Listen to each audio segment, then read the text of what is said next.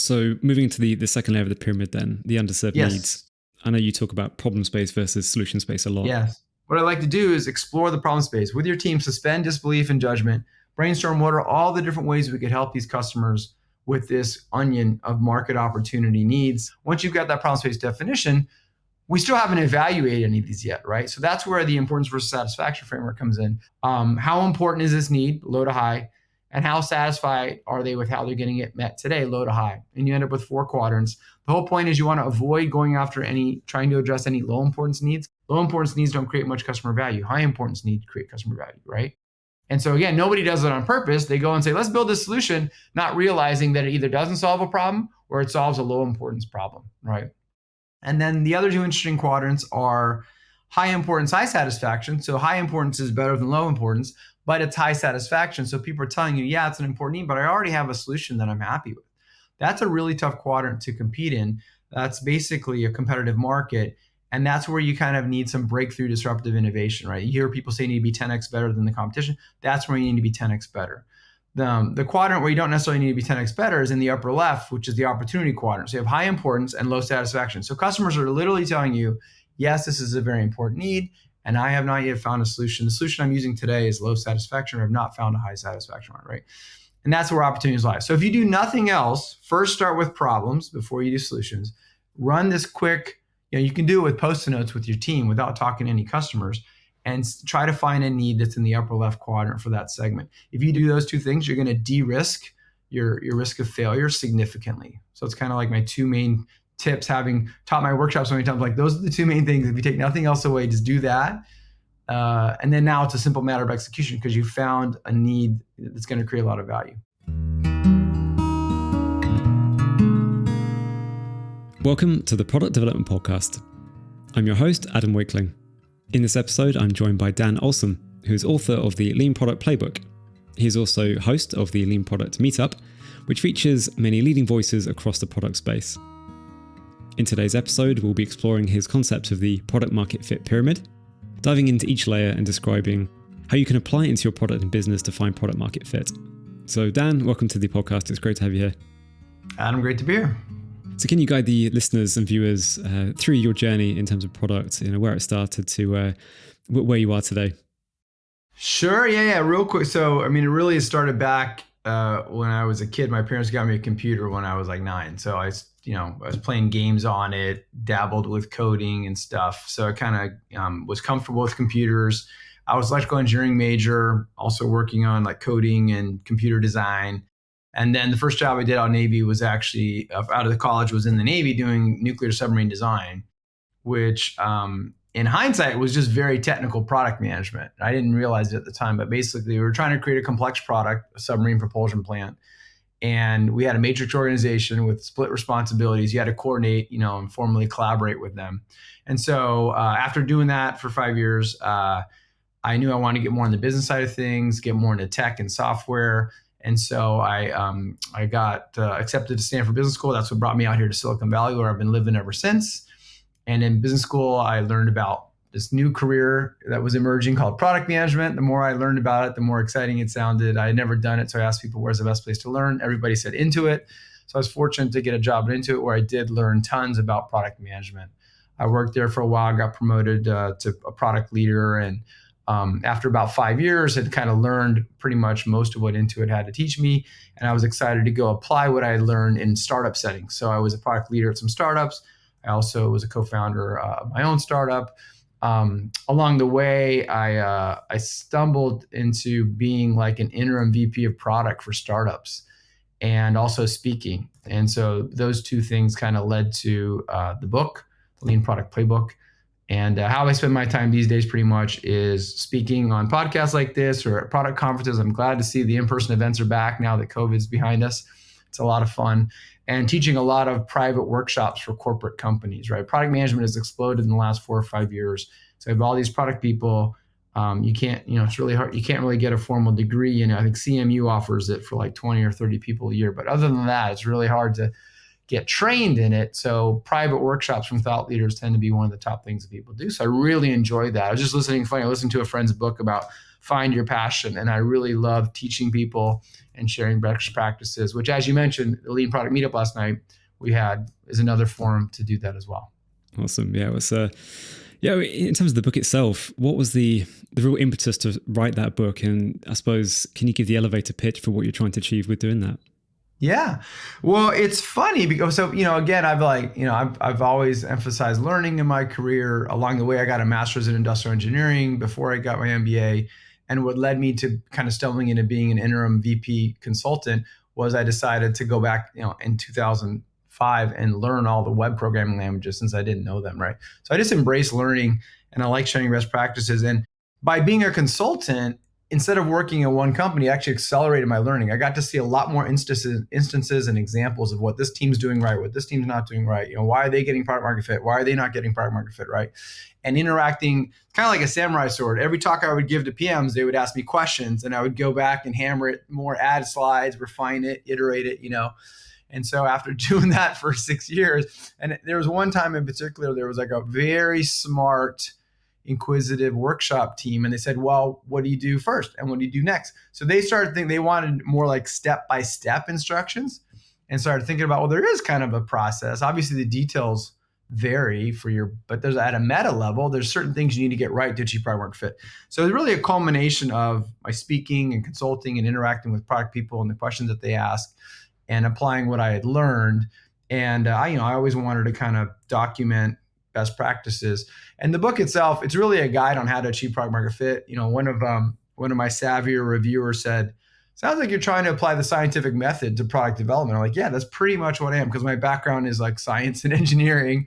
Unfortunately, creating products is not as black and white as physics or, mechanical engineering, or you can just kind of predict stuff, It's a little fuzzier and gray, but you can apply those principles. So in a way, it's a bit more like poker, where there's a mix of skill and luck. So that's kind of what led to it. Yeah.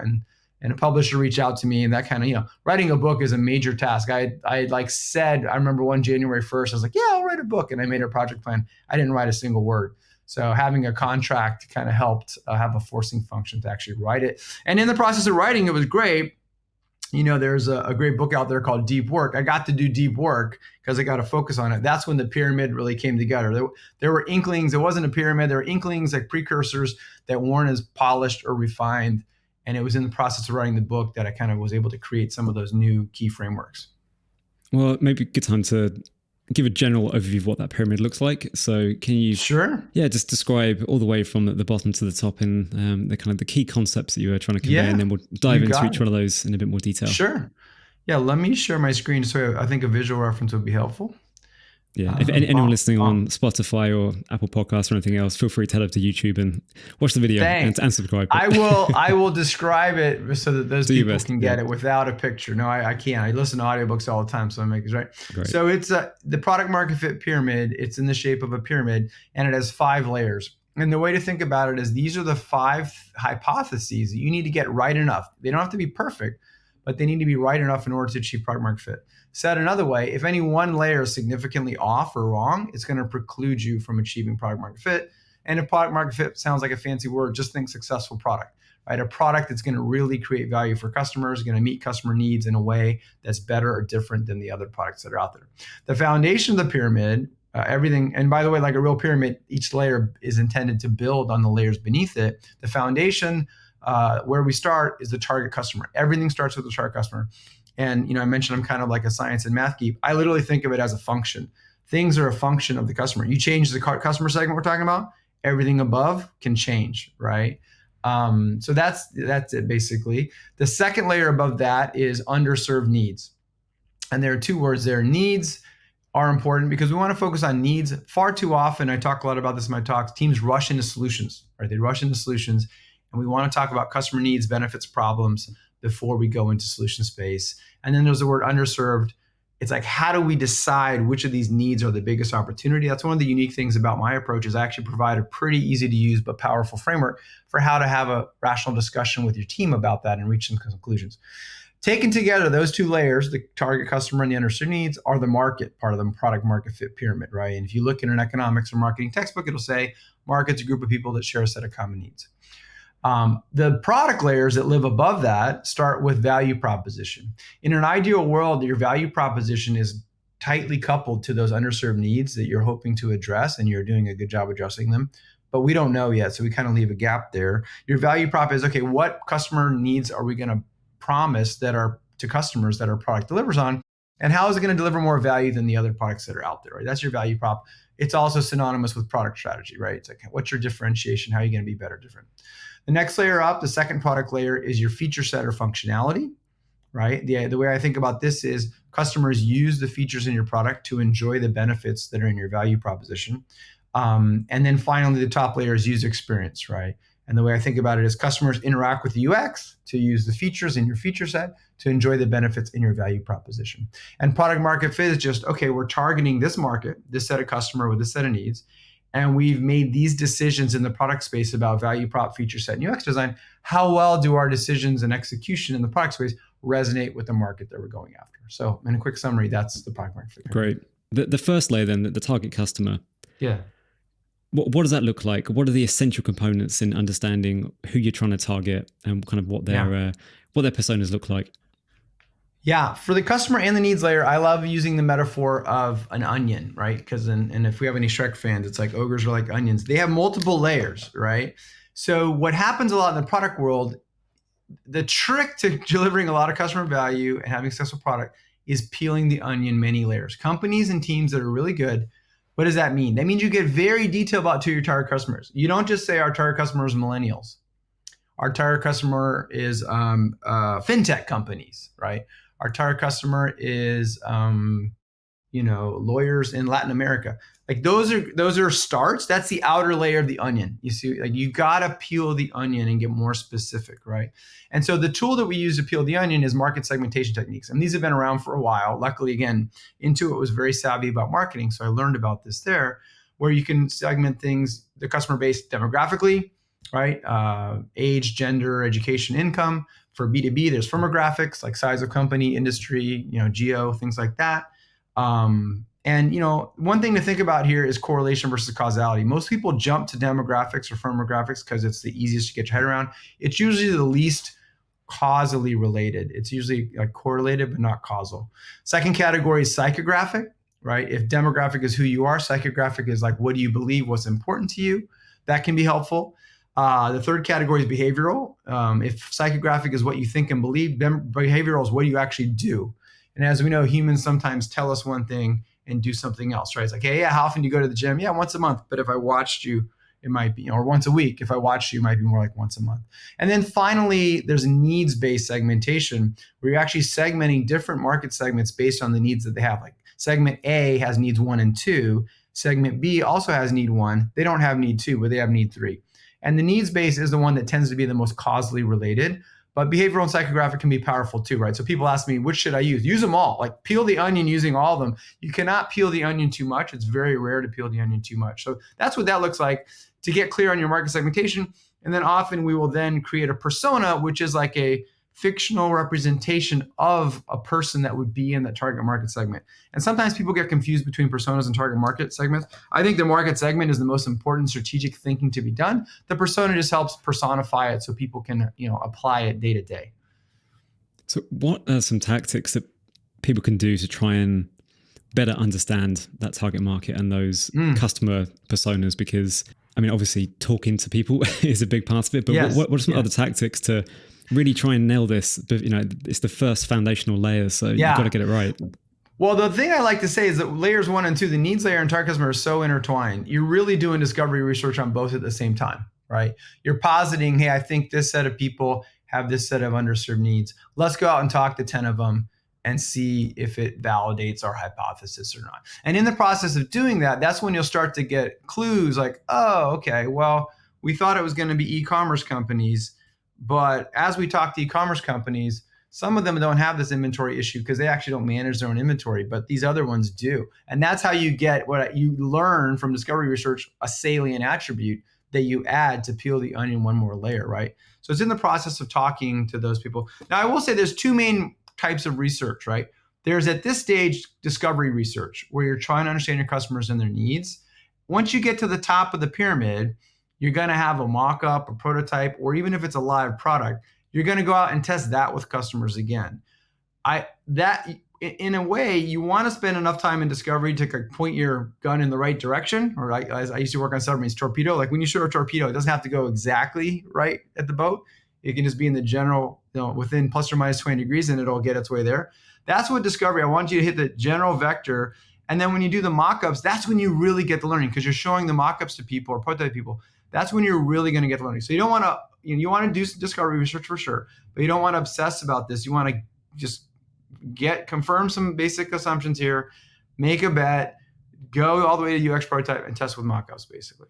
So don't get stuck in the market for too long. You need to get into the product at some point. Formal hypothesis, right? Because you can sit there. The other thing is people like a couple other mistakes that teams make is like, oh, why would we only go for men? That's excluding half the market. Let's do both, right? It's like, why would we? The temptation is to go for a larger market. But in Peter Thiel's book, 0 to 1, he makes a very compelling case. Time and again, successful products started with a very narrow niche, right? And then they expanded from there, like a wedge. You call it a wedge strategy, right? Start with a wedge. And I think there's also like a quote about like, make something that like 100 people absolutely love versus something that 10,000 people kind of like, right? Because you can always build and expand from the former. So moving to the second layer of the pyramid then, the underserved needs. I know you talk about problem space versus solution space a lot. Yes. So do you want to cover that and explore what underserved needs looks like? Yeah, basically, and this kind of comes from my engineering background. First off, I'm excited to hear more and more people talking about problem space than were back when I was first talking about it in public talks, like in 2006. But basically, problem space is a customer benefit, problem, or need that your product is intended to address, right? And then the ideas are there's this duality between problems and solutions, and they map to each other. A solution, in contrast, is a specific design or implementation to address that need. And what happens is people far too often just rush into solution space and say, let's build this feature. Let's do this. Let's do blockchain. Right? Is blockchain a problem or a solution? It's a solution. Usually it's the technology du jour. It's always a solution, right? AI, let's do AI. Is AI a solution or a problem? It's a solution, right? Deep learning, Bitcoin, whatever. It's usually people get excited about that, right? So, but the thing I like to point out is when you jump to a solution, you are jumping straight to the feature set layer. You're bypassing the first 3 layers and saying, I think we should just build this thing, right? And so you don't have that solid foundation, right? So and I also like to point out that, depending on the survey you read, over 80% of new products fail, over 90% of new products fail.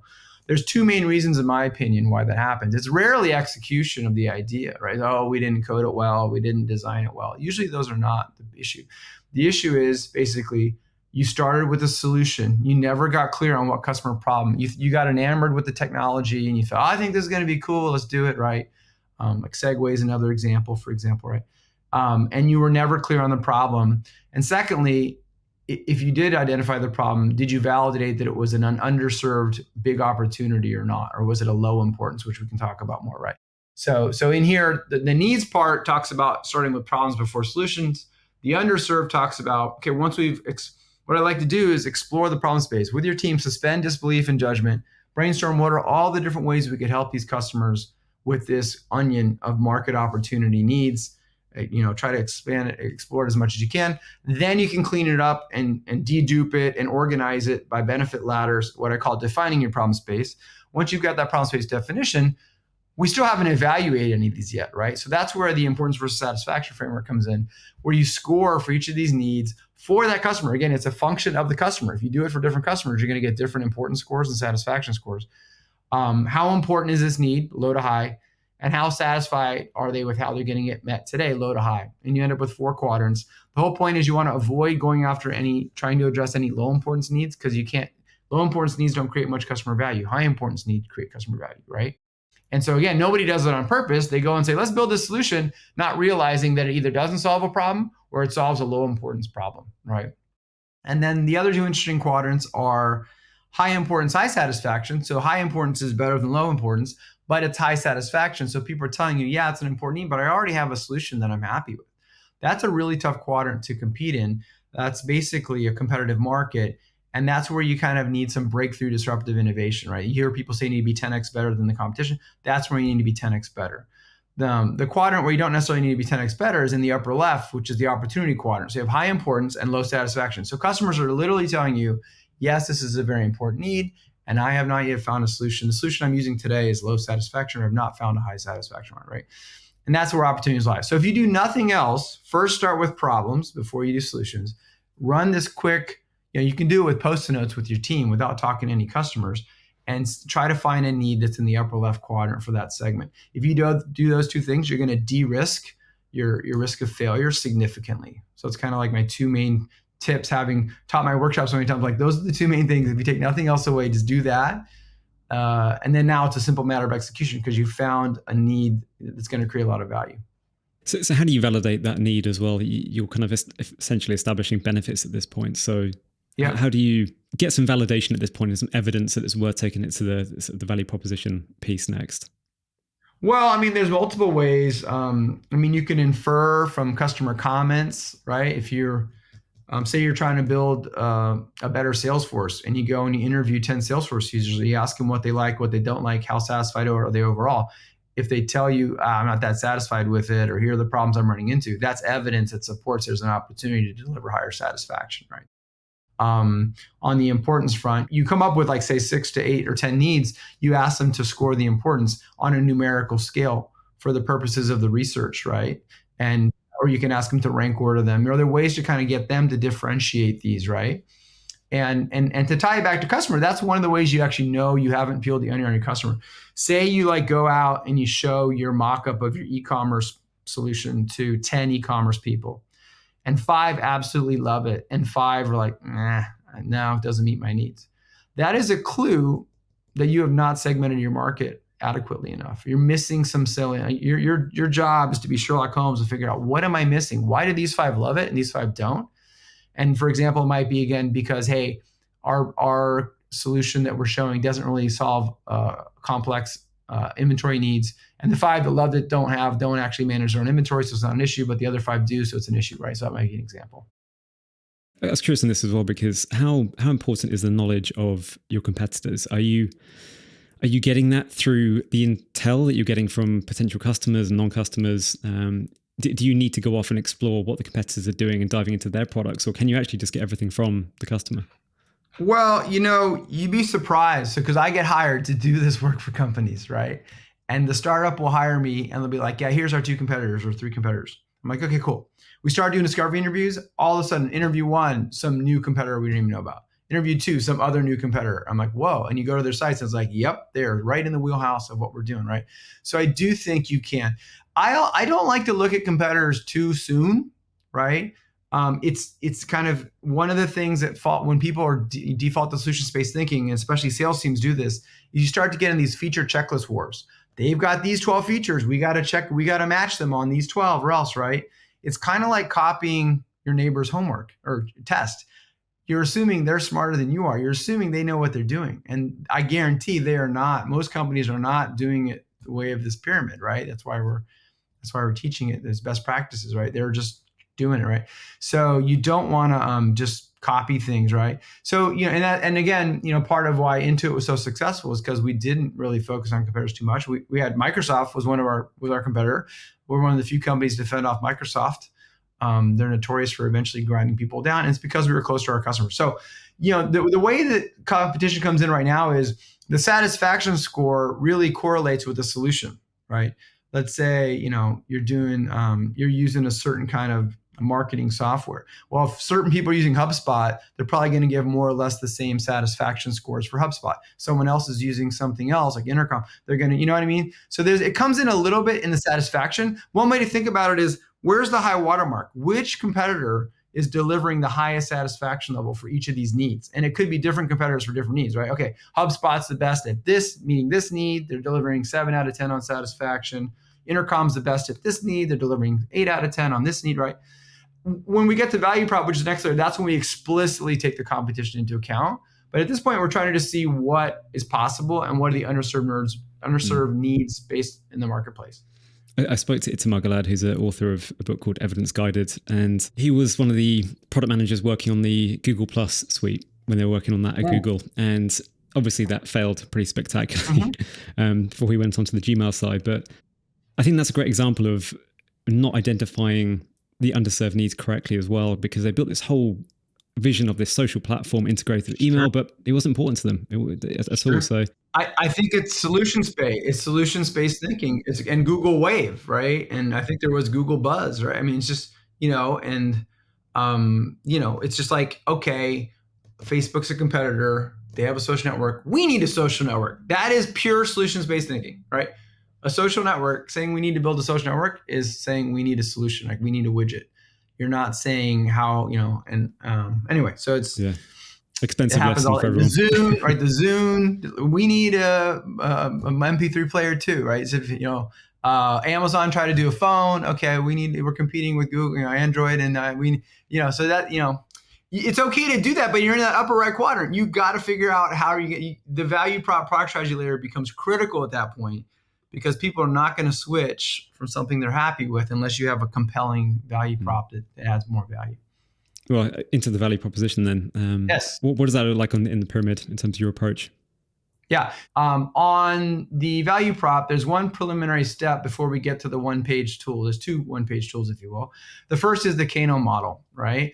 And I learned about this actually before I even came out of Silicon Valley in industrial engineering grad degree program. And this came out of kind of the car manufacturing quality movements back in the 80s. And it's another way to think about customer needs and satisfaction, which is what I think about deeply. I think that at the end of the day, that's the kind of stuff you need to think about. And it really, at the end of the day, it's a categorization scheme where you have must-have, and I won't go into the details, I have talks online, but basically there are must-have needs without which the customer won't buy your product, but they don't actually make anybody happy. There's performance needs and benefits where more is better, less is worse. This is where most of the competition happens, right? We're 10% faster, we're 20% cheaper, we have 30% higher quality, whatever it is. You can quantify, what's going on. And then finally, delighters, which not having a delighter doesn't cause a problem, but by having a delighter, it can create a lot of positive value, right? So that's the deal. And then what we do is we throw it into a table, what I call the product strategy grid or value prop grid. And we list for your market category, one per row, all the must-have benefits, the performance benefits, and delighter benefits. And you can see I've kept it generic here, right? So that's the first thing you do is you populate the rows with the benefits categorized by must-have, performance, delighter. Second step is you populate the columns with your competitors. Who are our competitors? And then you add a column at the right for your own product. Then you score your competitors, right? You say, how good a job are they doing on each of these benefits? And honestly, low, medium, high is usually adequate. You don't need to get too specific. If there are numerical things like megahertz or whatever, you can put it in there if you want. It's fine for performance benefits. And then now is the tough call where you need to analyze the competition and say, how can we deliver more value than them? Where can we be higher than whoever's here, right? And so when I run these workshops, any row where nobody else is high, that's a possible candidate for us to be high. Oh no, everyone else is low and or medium. We could be high there, right? That's the obvious kind of thing. The other thing is someone may be high, but you have some technology why you think you can be higher. That's kind of like a disruptive technology. Or the other way to go is, yeah, they're high, but we can offer the same thing at a lower price. So it's kind of price quality trade-off so that's kind of the three ways you can outperform somebody in the product strategy grid, right? And the whole point of this is to come up with your unique differentiators, which are what is the one performance benefit? And usually it's just one, right? And when I run this exercise, I love to bring up the Steve Jobs quote where he says, focus means saying no. I'll summarize it. And that's my favorite definition of strategy. Strategy means saying no. Again, to poke some fun at our friends in sales, when they call on prospective clients and the client says, hey, is your product going to have feature A? What do they say? They always say yes because they have an incentive to do so to get their quota, right? If you're saying yes to every possible customer request, then you're not being strategic. And I've worked with several companies that hire me because they've got into a bind. They're like, we're basically a custom software shop, Dan. We do not have a true unified product. We do not have a platform. We want to get out of this trap. It's because they've been saying yes to all these random client queries along the way. And I get it. If you're a startup, you need revenue. So I call it chasing revenue. But you want to try to apply a strategic lens to it. So things that align with your product strategy, you say yes to. Things that are kind of 180 degrees away, you say no to. Also, back to target customer, if you're building this for this one law firm, double check that it's not some anomaly that's just for them. Like, this is just the way they do it. We went and talked to 5 other lawyers. None of them have that need. So we don't want to build that, right? Anyway, usually it's one performance benefit. And then, if you're fortunate, you can also have a unique delighter. And, so the whole point here is to get clarity on this so that going into the next step, this is still a hypothesis.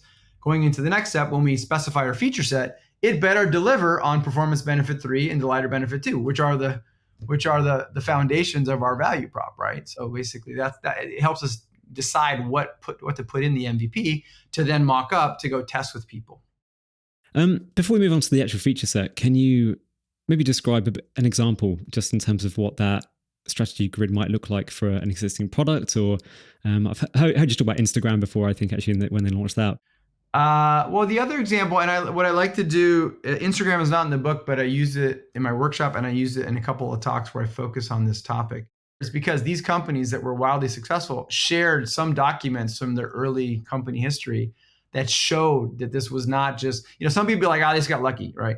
The opposite of doing what I'm proposing is kind of throwing spaghetti at the wall and seeing what sticks and trying to get lucky, right? That's what happens when you just build feature after feature after feature. It's like the feature death trap. It's like, okay, people don't like our product, add more features. Oh, no one's using it still, add more features. You keep going back and forth, right? So another example was Uber, right? So Uber was competing against taxis and limousines. And I also show that as an example of an upper left quadrant opportunity, right? The need to be driven somewhere, when you need to be driven somewhere, say to the airport or for a medical procedure, how important is that? Most people score that pretty high importance. The alternative that most people would use before Lyft and Uber came out was taxis. And if I ask people satisfaction for taxis, there are certain parts of the world like Manhattan or London, perhaps, where it's like public transportation. But most of the US, for example, you have to call and they wouldn't show up and all this jazz. So for a lot of reasons, it would be high importance and low satisfaction.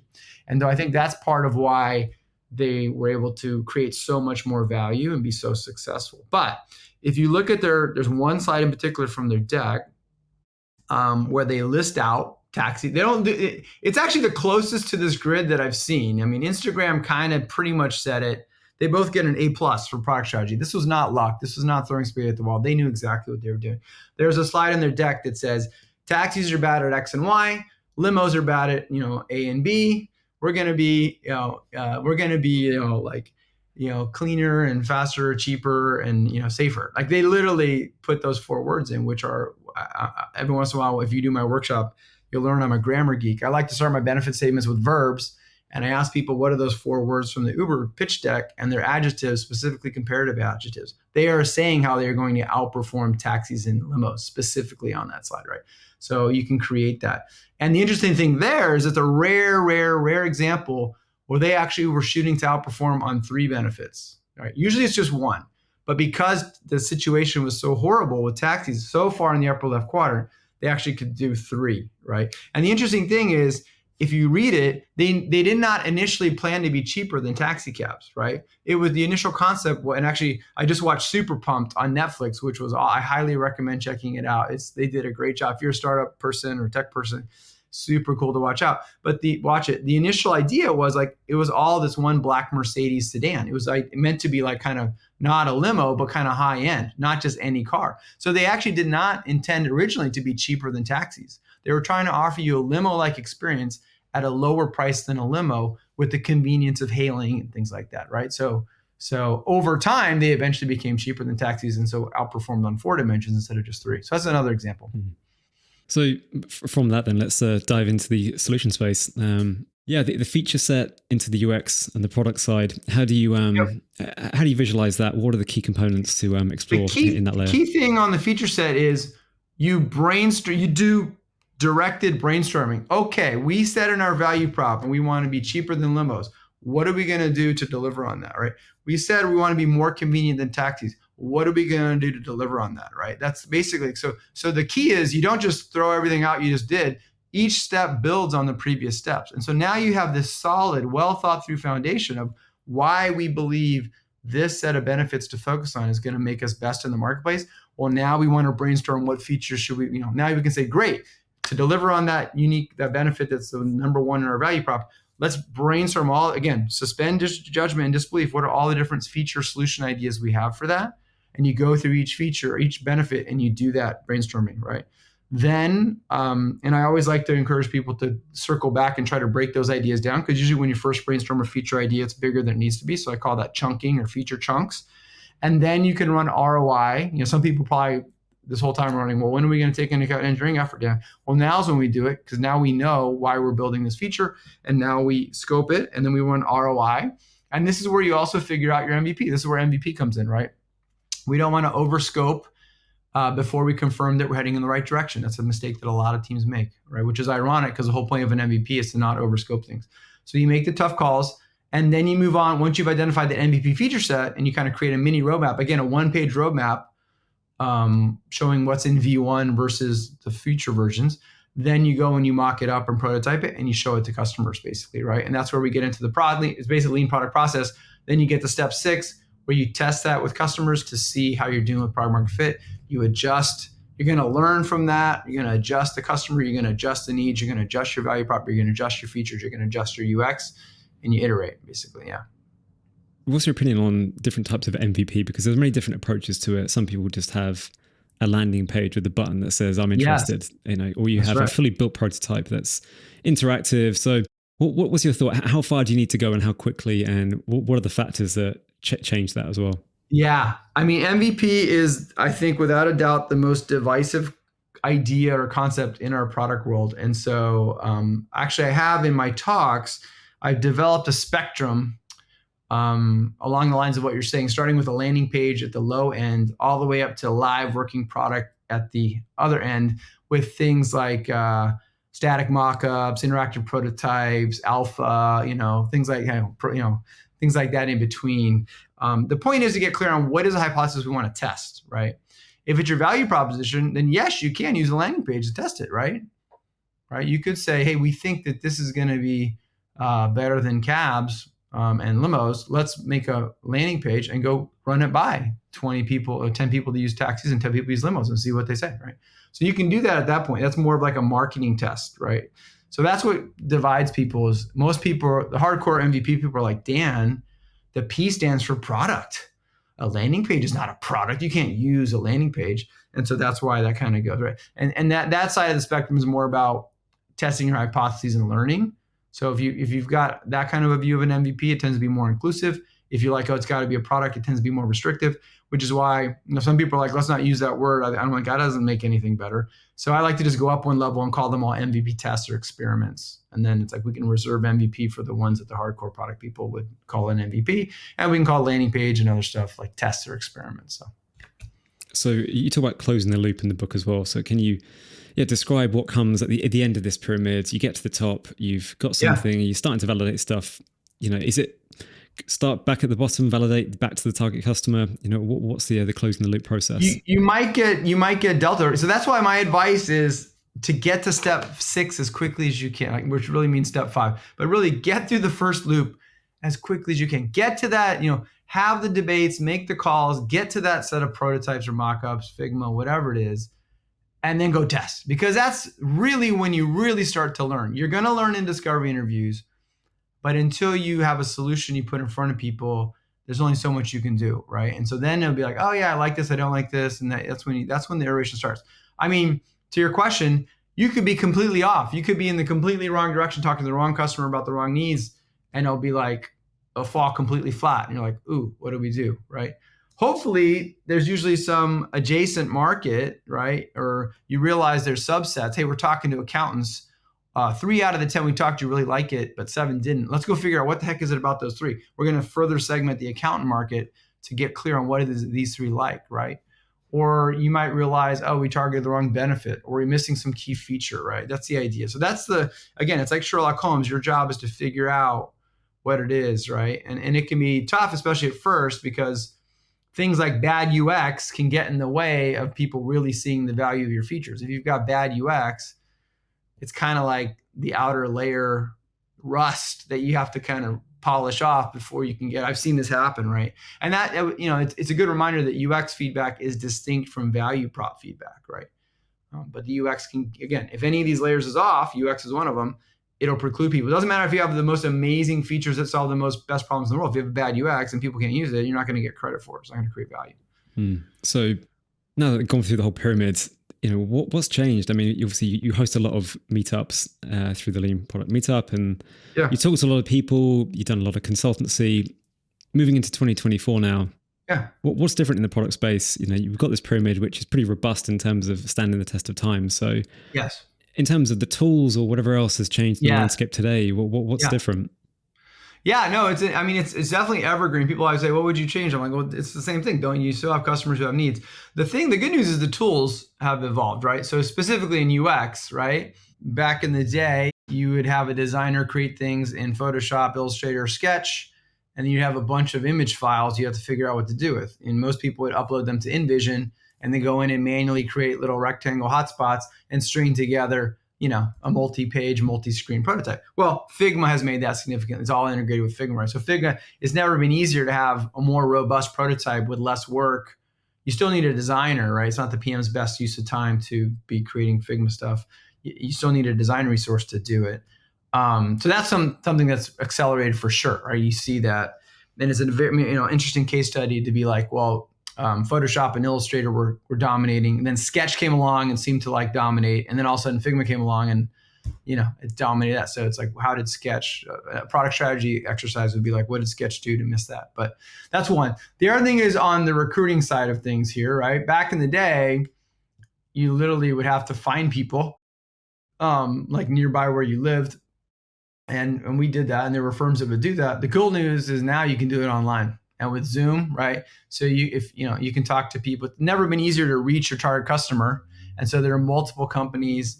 I think like userresearch.com is one that focuses on that. There's obviously been a lot of movement in this space too, user testing, right? And user Zoom. There's all kinds of companies that help with this.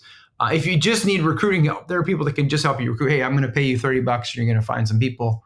And then you're good to go. So that's good. And then it's never been easier to do the interviews because they don't have to drive to you. You don't have to drive to them.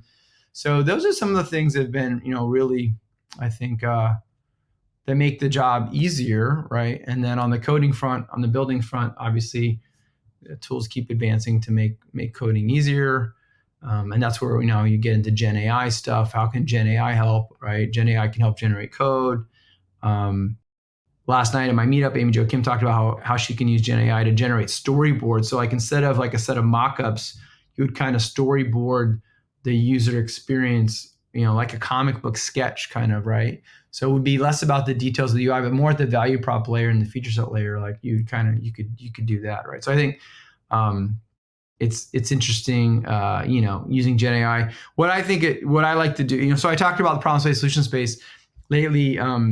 Both of those are example of what's called a possibility space. And then in math is a concept of a possibility space. For example, if you roll a dice, the possibility space is 1 through 6, right? That's the idea. And so that's part of it too. And so I think what's good is Gen AI can help you explore possibility spaces and find things you didn't know about before. What it's not good at is helping you evaluate and say, great, out of these 20 things you just suggested, which one should I do, right? So it's great for exploring and thinking of things you wouldn't have thought of that can also inspire other things that you wouldn't have thought of. And so I see people using it, they're trying to use it in these early stages to try to help identify market opportunities as well. In my day-to-day as a B2B product manager, I obviously use a lot of tools, and I see these little AI features being integrated into more and more of them. There's a little button in the corner that says, do something which has AI, and some of them are great, and actually I can totally understand why they've implemented it and it has saved me time or whatever else the benefit has to be. But a number of them are just nice to haves. And I look at them and I think, well, that's a shiny little bit of functionality, but I don't use it. It's not useful for me. So I think that's maybe a testament to, again, going through the earlier layers of the pyramid and saying, actually, is this a benefit that people care about? Is this something we should build? So I don't know if you can speak to that. Yeah, it's the technology du jour, right? The stakeholders in the shower or drives into work, and here's a podcast about Gen AI. They come in and say, guys, what do we have for AI in our roadmap? Let's add something. That's what happens, right? It's copying. It's just there's this hot trend. Let's do it. It's the same thing happened with blockchain. People were slapping on blockchain, all kinds of stuff where it didn't make sense. So now people feel compelled because they don't want to be perceived as missing the boat or not having it. And so someone, there's that icon that's being used, that's being slapped around everywhere. It's just, hey, this is the magic AI icon. Click here. And I think people are just slapping it on in many cases without saying what user problem can this thing solve in a way that's better than what our current product does, or how can it augment the current product experience versus just let's slap it on there. Yeah, but doing the right things at the right time for the right people. I think that's the key takeaway that the pyramid enables and justifies and validates. So I think that's very, very much evergreen, as you put it earlier on. So yeah, Dan, thank you so much for guiding us through the pyramid. I mean, I understand there's a huge depth into each layer, which you go into in a lot more detail in the book and other lectures you've done, of course. But in terms of where people can find you, where can they find you online? Yeah, the single best place is my website, which is my name, dan-olsen.com. So it's dan-olsen.com. I've got links there to my most popular talks, my speaking schedule. I love, the conferences that I'll be speaking at, the workshops that I'm teaching. There's also a link there to the Lean Product Meetup that I run. That used to be in person only. It's 10 years ago that I started. I've been doing it every month for 10 years. And before COVID, it was always in person here in Silicon Valley. With COVID, we had to take it 100% online, which actually was cool because we got people all over. You don't have to live within an hour of Mountain View, California anymore. So we got people all over the States and Central and South America, Canada, Europeans that are willing to stay up a little late. And then we got the Kiwis and the Aussies because it's like midday for them. So it worked out great. So we have over 12,000 people in that community. Anyway, each month I host a speaker. You can get to that meetup.com/lean-product, or again, for my website. And then I have a YouTube channel where I post my talks that I give and fireside chats that I do and things like that. That's youtube.com/Dan Olsen, just my name again, DANOLSEN. And then the other thing that I put on there is all the people that I host at Lean Product Meetup, like Marty Kagan and Teresa Torres and Jeffrey Moore. Their videos are up there too, along with fireside chats that I would do with them, their talks. We split them out usually. And we have almost 20,000 subscribers at YouTube channel. So it's like one of the top YouTube channels. Tends to be longer form. Like the talks tend to be like 35 to 55 minutes. So people go really in depth. I don't like to rush my speakers. I want them to cover what they want to cover. Lots of Q&A. We had a very engaged Q&A last night. And then I'm on LinkedIn, of course. And then, my book, The Lean Product Playbook's on Amazon. It's available in English, Kindle, Audible. It's available in Chinese, Polish, Thai. Great stuff. Well, thanks again. And I'll leave links as well in the show notes, of course. But thank you so much. And speak soon, Dan. Appreciate it. Thanks a lot, Adam. It was great to talk with you. You've been listening to the Product Development Podcast. If you enjoyed this episode, please make sure to leave a follow on your preferred podcast platform, as well as subscribe on YouTube. It's really appreciated and helps to grow the channel into the future. I'll see you in the next episode.